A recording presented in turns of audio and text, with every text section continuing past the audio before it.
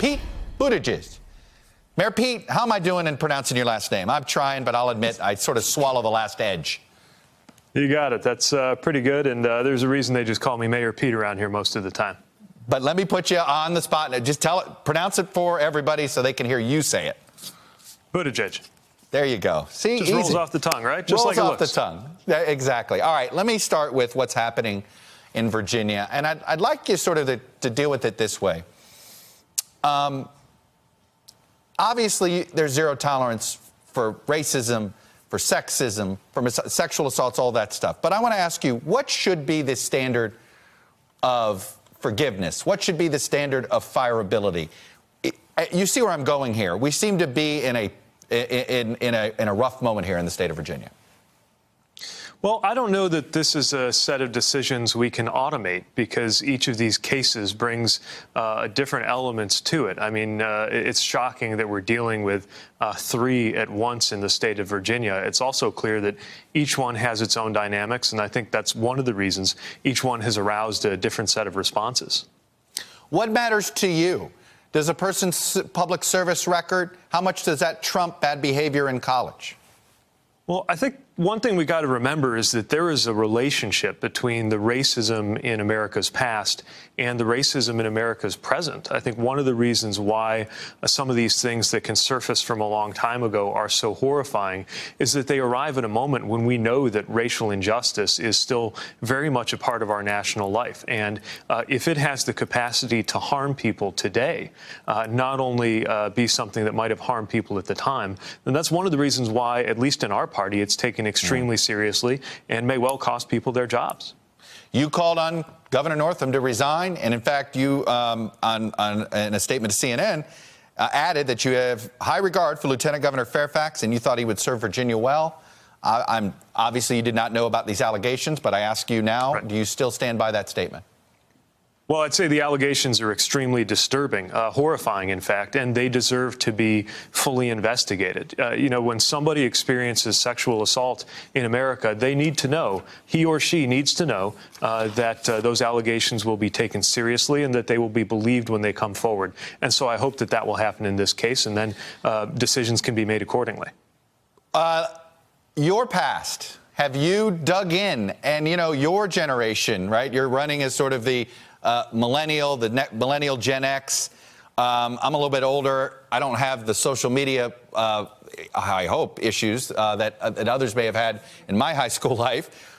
But what should be the standard for millennials? Because this is going to be a whole different can of worms for millennials. Yeah, I think, no, it's certainly the case that if you're my age or younger, you know, a lot of these things, YouTube, Facebook, things like that emerged right about the time I was in college. And there are more images of anyone, my generation, making a fool of ourselves than of a previous generation. But I also think there's a distinction between moments where you make a fool of yourself and moments where you do something that is deeply hurtful or harmful. And I think all of us have to account for our past. All of us may have said something or done something that we're not proud of, but more than anything, I think it's really important that we examine our own past. And when somebody proactively discloses something they realize is a problem, I do think that's worth something today. All right, let me get you to react to something the president said last night. I think he's clearly trying to paint the Democratic Party of today as something that's much farther to the left of the Democratic Party of even 2 years ago. Here's what the president said last night. Here in the United States, we are alarmed by the new calls to adopt socialism in our country. Tonight, we renew our resolve that America will never be a socialist country. Obviously, he's sort of conflating the democratic socialist movement that Alexandria Ocasio-Cortez calls herself a supporter of. Let me ask you this. You're a progressive. What do you think the distinction is between a Democrat and a socialist? You know, I think socialist in this context has become more of a name for name calling than an actual concept. And I think this is one example where generations view this differently. And to me, in my generation, I think that remark is incredibly out of touch. You know, I understand that for an older generation living through the Cold War, when socialism was associated with communism and communism was associated with totalitarianism, calling something socialist could be a kill switch and just shut down any debate over whether an idea like that had merit. I think my generation just wants to know if an idea is good, and asserting that an idea is socialist, which, by the way, is something they did even for, you know, basically conservative, market-oriented ideas like Obamacare. That spell cannot be cast on our generation, because we don't live in a time when you have, you know, capitalism and democracy on one side, socialism and communism on the other. If anything, my generation is grappling with some of the ways in which capitalism and democracy are coming into tension with each other. Well, I'm curious about that tension. Where are you on this? You've had some, I think, are going to run as saying that capitalism is broken and may not be repaired. You have to have a new capitalism. I think Elizabeth Warren has said she's a capitalist, but that there needs to be new rules. What say you, Mayor Pete? Yeah, of course. Look, I come from the industrial Midwest. I'm from a city that has experienced horrible blows from what happened in the economic change over recent decades, but also is finding its way to a different future. I think what we've learned is the system is not working. To put it another way, if the system were working for everybody, we wouldn't be here. We wouldn't be in a situation with the economically where we have the income inequality we have today. And frankly, we wouldn't be in a situation politically where people like the current president could even get elected. Clearly, something is broken. Something is broken in our economy, and something is broken in our democracy. And we have to shore both of those up, not by nibbling around the edges, not by looking to the past, but by finding arrangements that are going to serve people well in our everyday lives. All right, you're going to be asked a lot about why you should be promoted from mayor to president, and people are going to say mayor of a small to mid-sized city in South Bend, not a major city. You have a budget of $380 million. You have about a little over 1,000 employees. The U.S. government has a budget of $4.4 trillion and obviously several million employees. A lot of Democrats think that President Trump didn't have any experience, so this time having somebody with less experience isn't a good idea. What say you to that critique?